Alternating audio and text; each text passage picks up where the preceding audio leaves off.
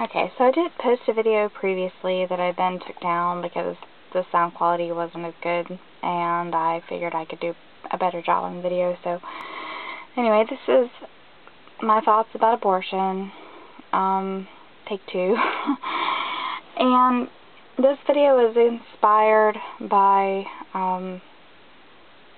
being in South Carolina recently before the presidential primary and seeing some pro-Ron Paul pamphlets. And I would first like to say that I think that there are some good reasons to support Ron Paul. The fact that he is actually speaking out against our bloated military and imperialism around the world, I think that's a good thing. That he's speaking out against our drug policy and how stupid and unnecessarily expensive that is, and unjust. I think that's great. The fact that he's speaking out against the Federal Reserve and some of their policies, I think that is a good thing. And some of the things that our banking system does that cause us problems. You know, there are things that I admire about Ron Paul. Unfortunately, this pamphlet was all about how he's pro-life and how he is more pro-life than any of the other Republican candidates, and I would first like to say that I've never had an abortion, never really seriously considered it.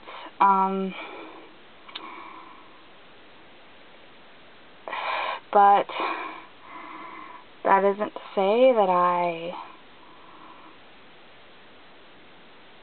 don't think that people should have the right to, women specifically, that women should have the right to end their pregnancy surgically if that is what they deem necessary. And, you know, maybe they'll regret it later. That's life. But, you know, I think that's part of living in a free society. And the thing that really struck me about this pamphlet is that the things that I admire about Ron Paul are his more libertarian stances. And then here's the pamphlet talking about nothing but him wanting to outlaw abortion, which is just about as far, in my opinion, from libertarianism as you could possibly get. Because, to me, if you really want to get serious about preventing abortion, that requires being very involved in people's lives, women's lives specifically, but men, you'll be affected too.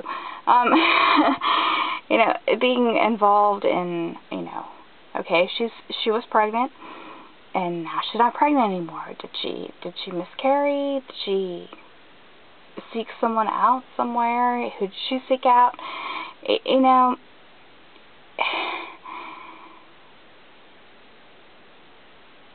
to me, the whole idea that you could outlaw abortion is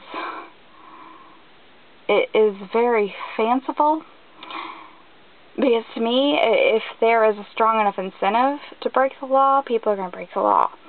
And I don't think that you could really get more strong of an incentive to break the law than you have a baby coming that you don't want. And I really wish that people would plan ahead and think before they let that happen.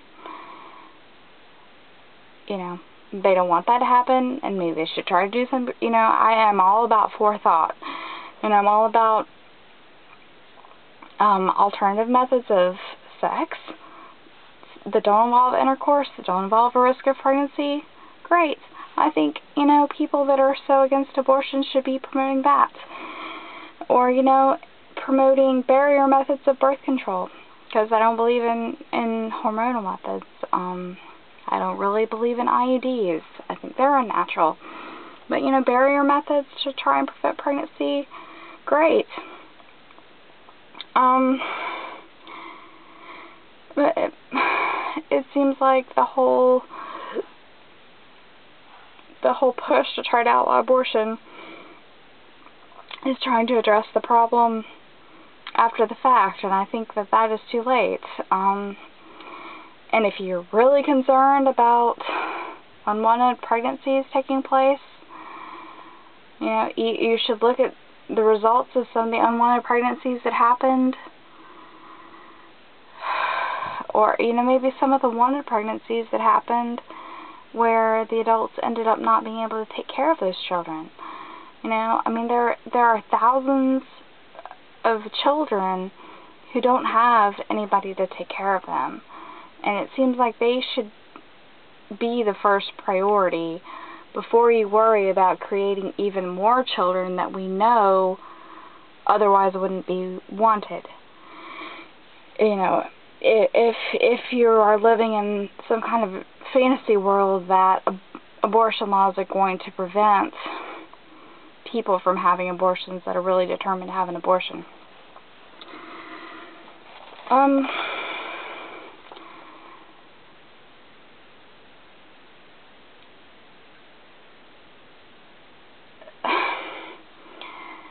I was listening to the radio the other day, and it was a talk radio station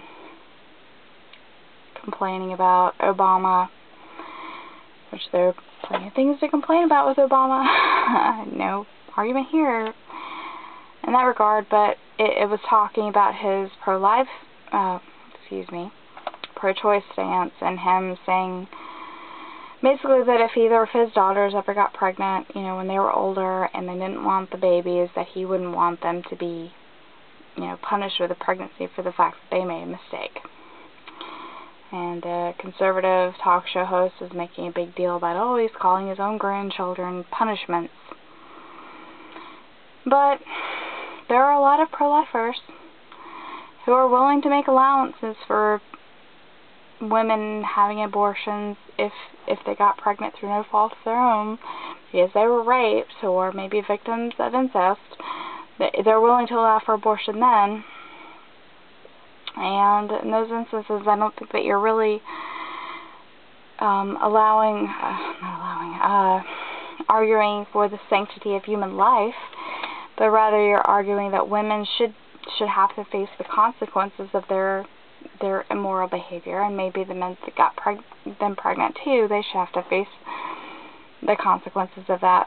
And I think that if you are pro-life and you support women being able to get abortions because of the fact that they were raped or because of the fact that they were victims of incest, I do think that you are treating pregnancy and unwanted children as some sort of punishment for immoral behavior, because, like I said, you're not arguing for the sanctity of human life, because those children had no say in how they were brought into the world. So if you want to argue that abortion is wrong because fetuses are equivalent to people, then you would have to say that those children deserve to be born also. And of course you're going to sound cruel. And that's pretty much the point of my video. And why I'm pro-choice. Natural abortions happen 40-50% of the time. You know, a fertilized egg is not equivalent to a human being. A fertilized egg that maybe has developed a little ways is not equivalent to a person, is not equivalent to a baby that is viable outside of the womb. And I really do think that women deserve the right to choose whether that pregnancy will be carried to term or not.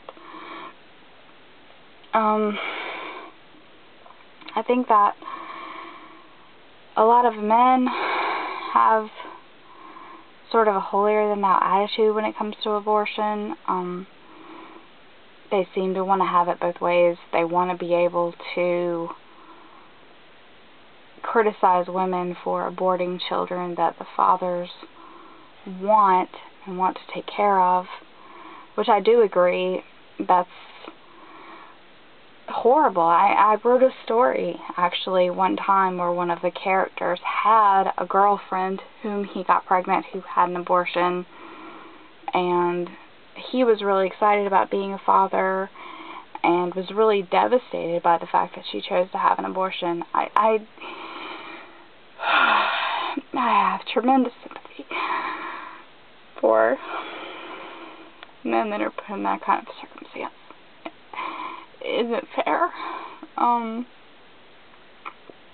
But at the same time, you have a lot of men who get angry at women for tricking them into being fathers because they were too lazy to put on a condom, or were stupid enough to believe a woman who said that she was using birth control or whatever.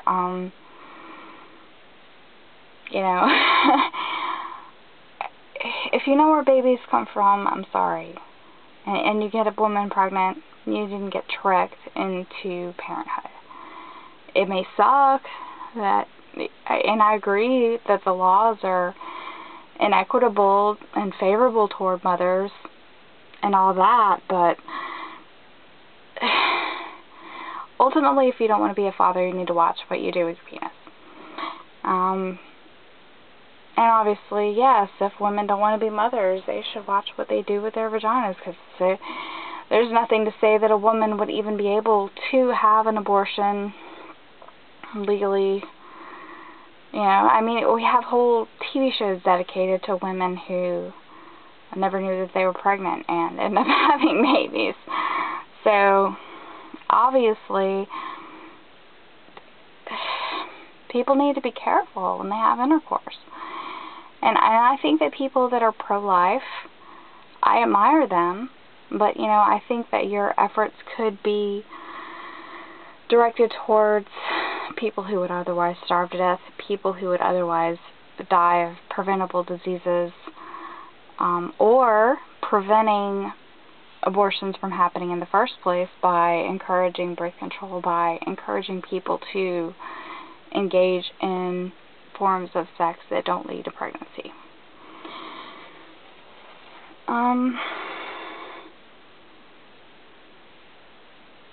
Okay, I think I pretty much talked about everything that I wanted to talk about, so thank you for watching my video. I hope you enjoyed it.